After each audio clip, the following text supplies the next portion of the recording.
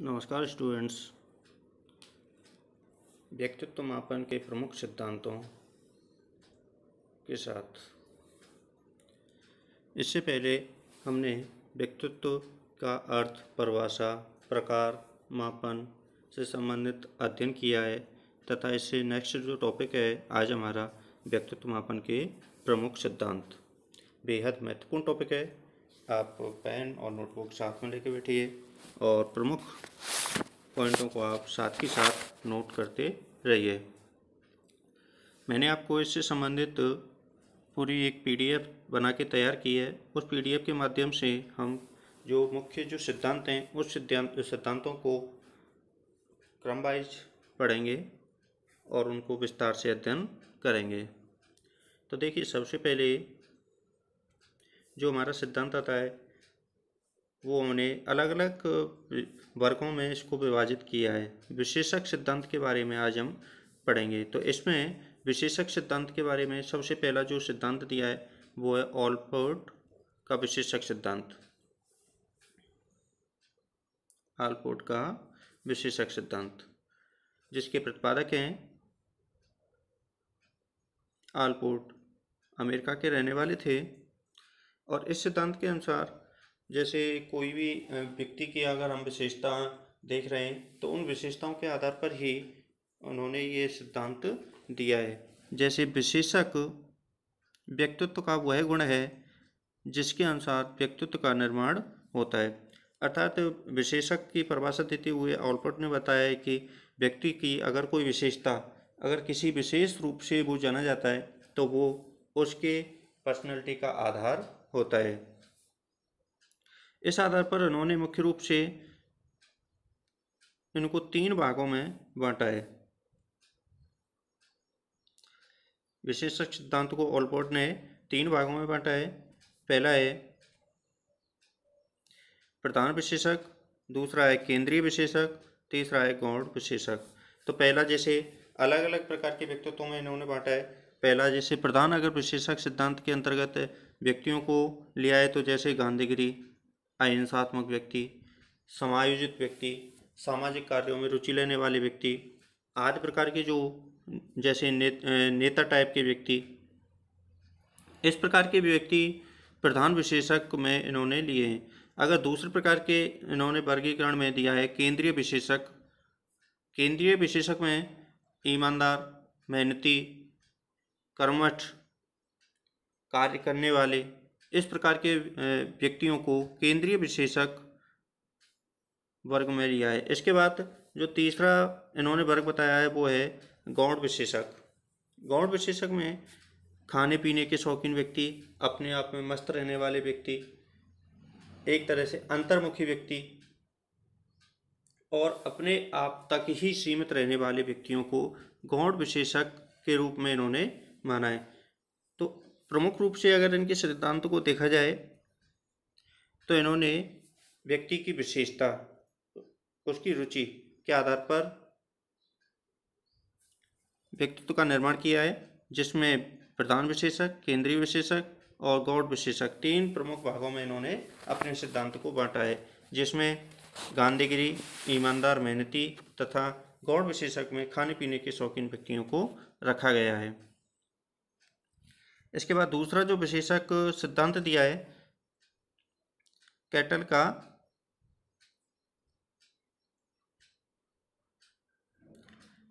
का विशेषक सिद्धांत, जिसके प्रतिपादक हैं कैटल और ये इंग्लैंड के रहने वाले थे। तो देखिए, इन्होंने भी व्यक्ति की विशेषताओं के आधार पर व्यक्तित्व का वर्गीकरण किया है और इन्होंने मुख्य रूप से 16 विशेषक गुणों के आधार पर व्यक्तित्व का वर्गीकरण किया है। 16 विशेषक गुण बताएं तथा उनके विपरीत 16 ही विपरीत गुणों का इन्होंने विभाजन किया है, जिनको हम एक एक करके क्रम से पढ़ेंगे।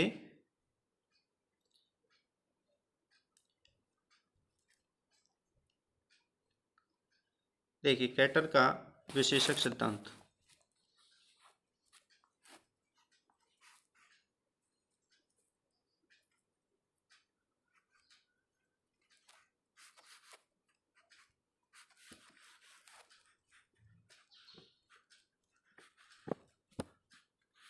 विशेषक सिद्धांत, जिनमें मुख्य रूप से उन्होंने अपने जो कारक बताए वो 16 कारक बताए। सबसे पहले कारक का नाम दिया था इन्होंने ए, और उसमें जो व्यक्तित्व गुण पाया गया है भावुक अर्थात संवेगात्मक रूप से अस्थिर व्यक्ति इन्होंने माना है, जिसका परस्पर विरोधी गुण है शांत। दूसरा बी विवेकशील अविवेकपूर्ण। तीसरा सी स्वयं सीमित, इसके विपरीत गुण है मेलजोल।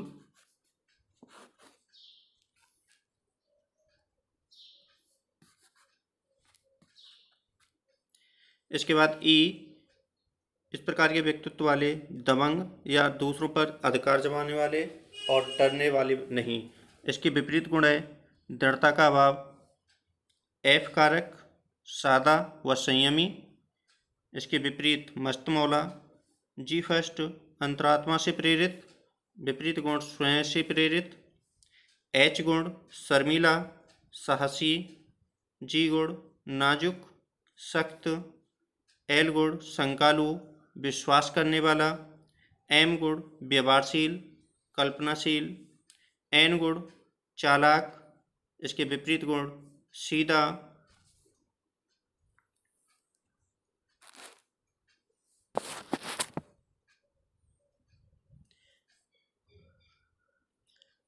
इसके बाद ओ गुण आत्मविश्वास संकित।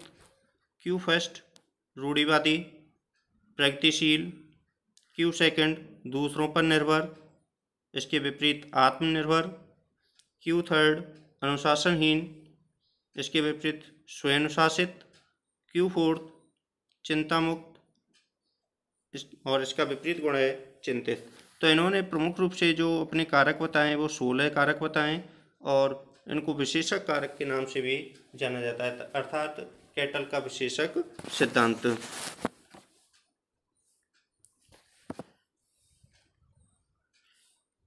देखिए आप इनको नोट कर लीजिए, मैंने छोटा करके एक साथ यहाँ पर लगा दिया है। आप इनको वीडियो पॉज करके नोट कर सकते हैं सभी को।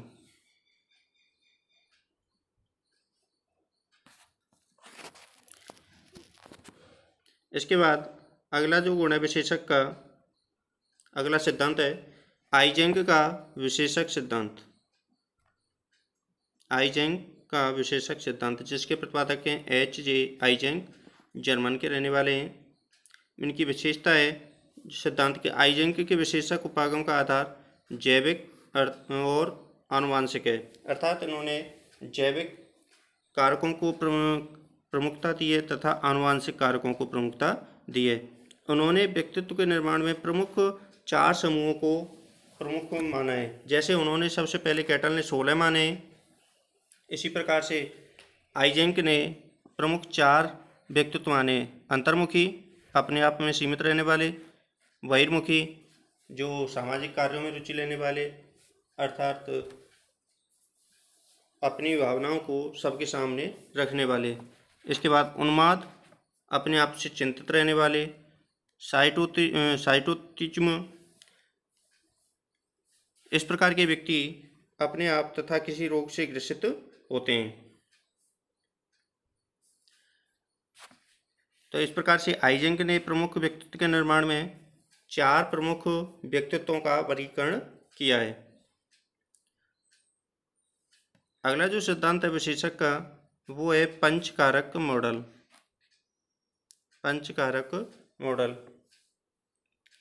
इसके प्रतिपादक हैं पॉल कास्टा एवं रॉबर्ट आर मैके, अमेरिका के रहने वाले थे, तथा इस सिद्धांत की विशेषता थी कि व्यक्तित्व का वर्णन करने वाले प्रमुख 5 कारकों को माना है। बहिर्मुखी व्यक्तित्व, सहमति या समझौतावादी व्यक्तित्व, प्रकृति वाले व्यक्ति, जैसे बहिर्मुखी अपनी भावनाओं को सबके सामने रखने वाले, सामाजिक कार्यों में रुचि लेने वाले, समूह में अपना कार्य करने वाले। और दूसरे प्रकार के जो व्यक्ति हैं वो सहमति या समझौतावादी प्रकृति वाले, अर्थात कोई भी अगर परिस्थिति उनके सामने उपस्थित होती है तो उस परिस्थिति में अपनी सहमति प्रदान करने वाले। तीसरे प्रकार के होते हैं अंतरात्मा की आवाज़, अर्थात कोई भी कार्य कर रहे हैं सबसे पहले अपने आप से बात करते हैं, अपने स्वयं का चिंतन करते हैं, मनन करते हैं, परिस्थिति को समझते हैं, उसके बाद में कोई निर्णय लेते हैं। इसके बाद चौथा है संवेगात्मक स्थिरता, अर्थात परिस्थिति को देखकर अपने संवेगों को नियंत्रित करने वाले। और पांचवा जो कारक है वो संस्कृति, अर्थात संस्कृति के मूल्यों, अपनी रूढ़िवादी को अपनाने वाले, सामाजिक मूल्यों को अपनाने वाले, ऐसे व्यक्ति सांस्कृतिक व्यक्ति कहलाते हैं, अपनी संस्कृति को अपनाने वाले। तो ये 5 कारकों के कारण इस सिद्धांत का नाम है पंचकारक मॉडल, जिसके प्रतिपादक कौन थे? पाल कास्टा, रॉबर्ट आर मैके, और दोनों कहाँ के थे? अमेरिका। अब देखिए, जो हमने ये सिद्धांत पढ़े हैं 4, ये विशेषक सिद्धांत के नाम से जाने जाते हैं। पंचकारक मॉडल, आइजेंक का विशेषक सिद्धांत, कैटल का, और इसके बाद ऑलपोर्ट का। तो ये 4 विशेषक सिद्धांत हैं।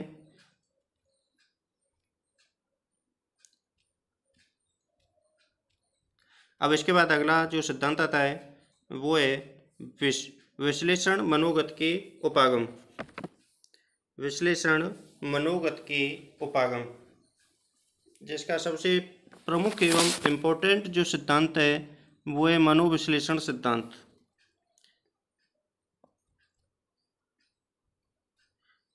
वेरी वेरी इंपॉर्टेंट सिद्धांत, जिसके प्रतिपादक हैं सिगमंड फ्राइड।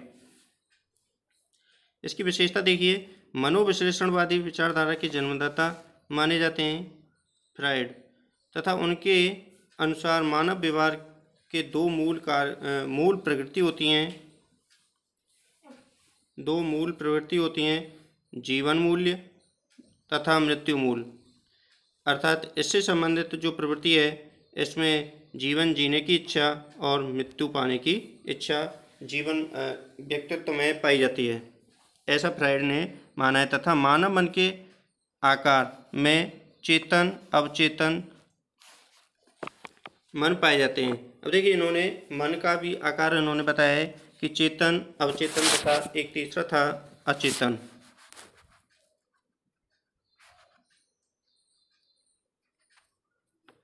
तीन प्रमुख मन के आकारों में इन्होंने अपना मन का आकार विभाजित किया है। जैसे हम कोई भी अपनी प्रत्यक्ष रूप से कोई भी कार्य कर रहे हैं तो उन्होंने चेतन मन में रखा है, और कई बार ऐसा होता है जो कार्य करते हुए हम कुछ समय के लिए भूल जाते हैं और याद दिलाने पर वो कार्य हमें याद आ जाता है, तो वो कार्य हमारा अवचेतन मन में पाया जाता है। तथा ऐसा कार्य जो हम याद करने पर भी वो कार्य हमें याद नहीं आता और बहुत समय उस कार्य को किए हुए हो जाता है, अर्थात उस कार्य को हम करके भूल जाते हैं और वो हमारी स्मृति में चला जाता है, वो हमारा कितना होता है अचेतन मन में। तो इस प्रकार से अगर इनके चेतन अवचेतन अचेतन मन को देखें फ्राइड के को, तो उन्होंने जैसे एक बर्फ़ का टुकड़ा होता है,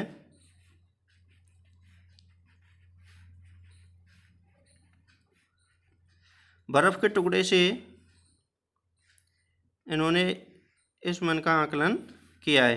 अर्थात जो चेतन मन माना है वो 10% माना है, अवचेतन या अचेतन मन माना है वो 90% माना है।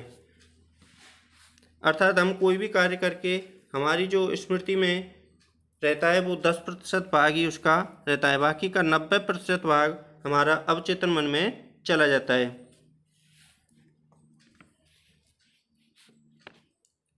इसके बाद इन्होंने मानव मन की संरचना इड, ईगो तथा सुपर ईगो से की है। मानव व्यवहार का केंद्र बिंदु काम को माना है। अर्थात मानव मन की संरचना को अगर देखें तो इड को माना है इन्होंने, ईगो तथा सुपर ईगो। अगर इनकी विशेषताओं के बारे में देखें तो इड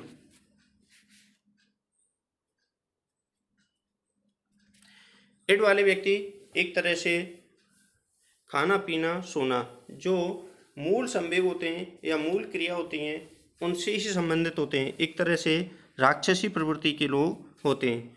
और इनकी जो मूल कार्य होता है खाना पीना सोना और काम, ये इन चीज़ों से प्रेरित होते हैं। इनका कोई भी अपने जीवन का लक्ष्य नहीं होता, कोई भी अपने जीवन का उद्देश्य नहीं होता, केवल अपने आप तक ही सीमित रहते हैं। इसके बाद ईगो। इस प्रकार व्यक्तित्व वाले व्यक्ति, इसमें मानवीय गुण आ जाते हैं, अर्थात अपना अच्छा बुरा तथा अपने समाज दूसरों के बारे में सोचना, परोपकार की भावना रखने वाले, इस प्रकार के मन वाले व्यक्ति ईगो वाले व्यक्ति होते हैं। अर्थात अच्छे बुरे का इसमें ज्ञान होता है, दूसरों की भी परवाह इसमें की जाती है, अर्थात गलतियां होती हैं, गलतियों से सीखते हुए भी अपने आगे बढ़ने की चेष्टा इसमें की जाती है। इसके बाद सुपर ईगो। सुपर ईगो हमेशा ही इसमें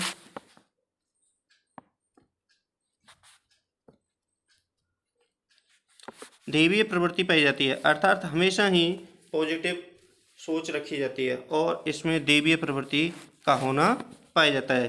तो ये देखिए, इड राक्षसी प्रवृत्ति, ईगो मानवीय प्रवृत्ति, सुपर ईगो दैवीय प्रवृत्ति। इस प्रकार से मानव मन की संरचना इन्होंने 3 भागों में बांटी है तथा मानव व्यवहार का जो केंद्र बिंदु है वो काम को इन्होंने माना है। अब इसके बाद अगला जो सिद्धांत आता है वो है एडलर का व्यक्तिवादी उपागम सिद्धांत। एडलर का व्यक्तिवादी उपागम सिद्धांत, इसके प्रतिपादक अल्फ्रेड एडलर। इसकी विशेषता को अगर हम देखें तो उनके अनुसार व्यक्तियों में महत्वपूर्ण बनाने अथवा शक्ति ग्रहण करने की बहुत अधिक अभिलाषा होती है। इसी महत्वाकांक्षा को मानव शक्ति का पुंज कहा जाता है। अब देखिए, इनमें क्या है, व्यक्ति में महत्वपूर्ण अथवा अपने आप को श्रेष्ठ बनने के लिए शक्ति ग्रहण अर्थात ज़्यादा से ज़्यादा ज्ञान ग्रहण करने की अभिलाषा होती है और इसी महत्वाकांक्षा को इन्होंने मानव शक्ति का पुंज कहा है। प्रत्येक व्यक्ति के अपने जीवन दृष्टिकोण व लक्ष्य होते हैं। इनके अनुसार कोई भी अगर व्यक्ति है अपने जीवन से संबंधित लक्ष्य निर्धारित करता है, उस लक्ष्य को प्राप्त करने की चेष्टा करता है, जिसकी पूर्ति के लिए विशेष तरीके अपनाना चाहता है। और जैसे कोई भी अगर अपने जीवन से संबंधित लक्ष्य निर्धारित कर लिए, उसकी पूर्ति के लिए वो विभिन्न प्रकार के तरीके अपनाता है। जैसे कोई भी बालक है, अगर शुरू से ही अपना लक्ष्य बना लेता है और उसे प्राप्त करने की वो विभिन्न प्रकार के तरीके अपनाता है।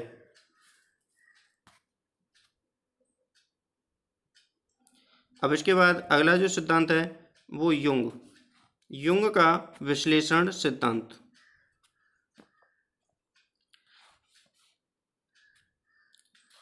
इसके प्रतिपादक हैं कार्ल युंग।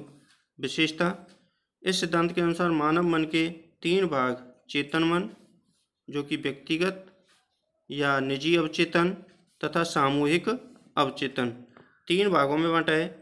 हम जो भी व्यवहार अपना करते हैं उसके पीछे हमारी आत्माभिव्यक्ति अभिप्रेरक कार्य करता है, अर्थात हम कोई भी कार्य कर रहे हैं, युंग का विश्लेषण सिद्धांत के अनुसार जैसे हम कोई भी कार्य कर रहे हैं, उस कार्य करने के पीछे हमारा कोई ना कोई उद्देश्य होता है। उस उद्देश्य की पूर्ति करने के लिए हमारा एक आंतरिक अभिप्रेरक उसको करने के लिए हमें बाध्य करता है, अर्थात उत्तेजित करता है।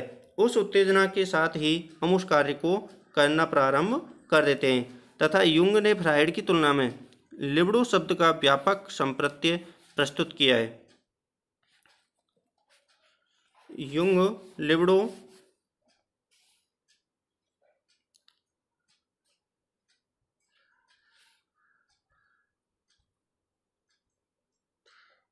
को जीवन का पुंज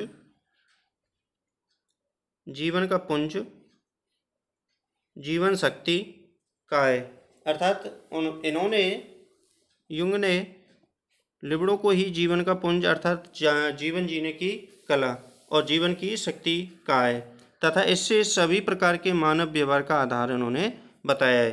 जीवन शक्ति के प्रभाव के आधार पर युंग में व्यक्तियों के 2 प्रकार इन्होंने बताए। जैसे हमने अगर पहले इसका जब हम प्रकारों का वर्गीकरण पढ़ रहे थे तब हमने देखा था कि युंग ने प्रमुख रूप से दो प्रकार बताए। पहला है अंतर्मुखी व्यक्तित्व और दूसरा है बहिर्मुखी व्यक्तित्व। तो इन्होंने दो प्रकार के व्यक्तियों का वर्णन किया है तथा फ्रायड के सिद्धांत को ही आगे बढ़ाने का कार्य किया है।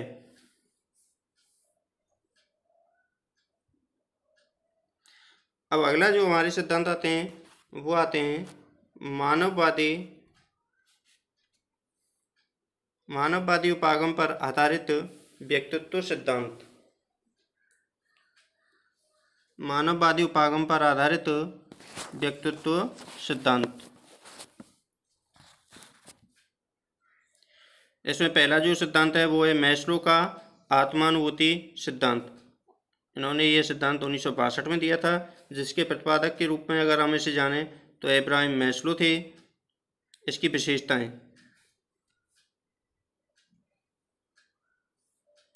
विशेषताओं में देखिए, व्यक्ति का लक्ष्य आत्मानुभूति, आत्म साक्षात्कार करना होता है, जिससे व्यक्ति अर्जित ज्ञान, सौंदर्यानुभूति, खिलाड़ीपन की भावना, स्वावलंबन, सत्यनिष्ठा तथा आत्म रचनात्मक शक्तियों के माध्यम से प्राप्त कर सकता है। मैस्लो के मतानुसार मानव व्यवहार सदैव ही निम्नतर स्तर की आवश्यकताओं से लेकर सर्वोत्तम स्तर की आवश्यकताओं की पूर्ति किए जाने वाले उनके प्रयत्नों पर आधारित रहता है। मैस्लो का सिद्धांत मानवीय आवश्यकताओं के उसके निम्न स्तरीय रूप को तथा क्रम, जिसे ऑर्जिकल क्रम कहा जाता है, देखने का प्रयत्न करता है।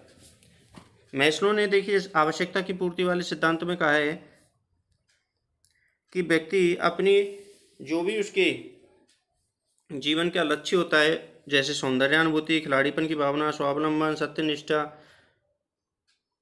आत्मरचनात्मक शक्ति, इनको प्राप्त करने की चेष्टा करता है और वो अपने निम्नतम स्तर से उच्चतम स्तर और उसकी जो सर्वोत्तम शक्ति होती है उसे लगाने का प्रयास करता है, जिसे आर्जिकल क्रम के रूप में जाना जाता है।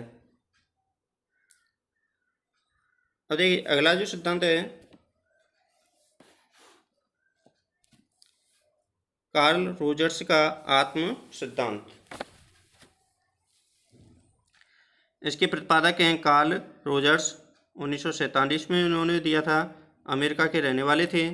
अगर इसकी विशेषताओं के बारे में जाने तो कार्ल रोजर्स ने व्यक्ति के अपने आत्म सेल्फ को ही अपनी स्वयं की बुद्धि विकास, अपने परिवेश के साथ अच्छी तरह से समायोजित होने के लिए उत्तरदायी ठहराया है। अब देखिए कार्ल रोजर्स का आत्म सिद्धांत सेल्फ, इन्होंने अपने व्यक्ति के सेल्फ को ही अपनी स्वयं की बुद्धि के विकास तथा अपने वातावरण परिवेश में अच्छी तरह से रहने अर्थात उसमें समायोजित करने के लिए उत्तरदायी ठहराया है तथा इनके अनुसार व्यक्ति और आत्म से जुड़ी प्रणालियां अपनी अपनी तरह से अपने कार्य व्यापार में लगी रहती हैं तथा आत्म की अवधारणा के सतत विकास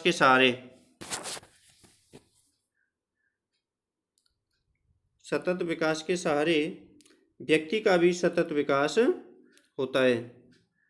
अर्थात आत्म अवधारणा के सहारे उसकी जो पर्सनैलिटी का डेवलप हो रहा है, व्यक्तित्व का विकास हो रहा है, उसके साथ ही हमारी समाज की रूपरेखा, समायोजित रहने की प्रक्रिया, अपने सेल्फ आत्मचिंतन की प्रक्रिया, उसका भी सतत रूप से विकास होता रहता है। रोजर्स के अनुसार व्यक्तित्व के विकास में अधिक दुर्भाग्यशाली परिणाम उन मामलों में आते हैं जहां व्यक्ति अपने आत्म अवधारणा विकसित करते हुए उसकी गलत छवि बना लेता है। कई बार क्या होता है कि हम उसकी कोई कार्य करते हैं, उस कार्य को पूरा ना करके बीच में ही छोड़ देते हैं और उसके जो हमारे नकारात्मक प्रभाव हैं वो हमारे सामने आने लगते हैं।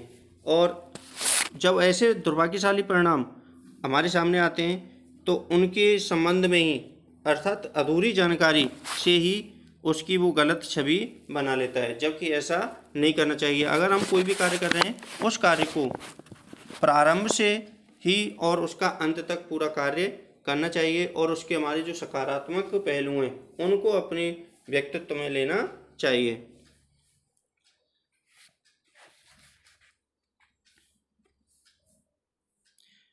तो आज के जो हमारे जो प्रमुख रूप से टॉपिक रहे हैं वो व्यक्तित्व से संबंधित प्रमुख सिद्धांत रहे हैं। इन सिद्धांतों को आप दोबारा से एक बार फिर से देखिएगा। अगर इनसे संबंधित कोई भी अगर आपको समस्या आती है तो कमेंट करके बताइए। अगले अध्याय के साथ हम फिर से उपस्थित होंगे, तब तक के लिए धन्यवाद।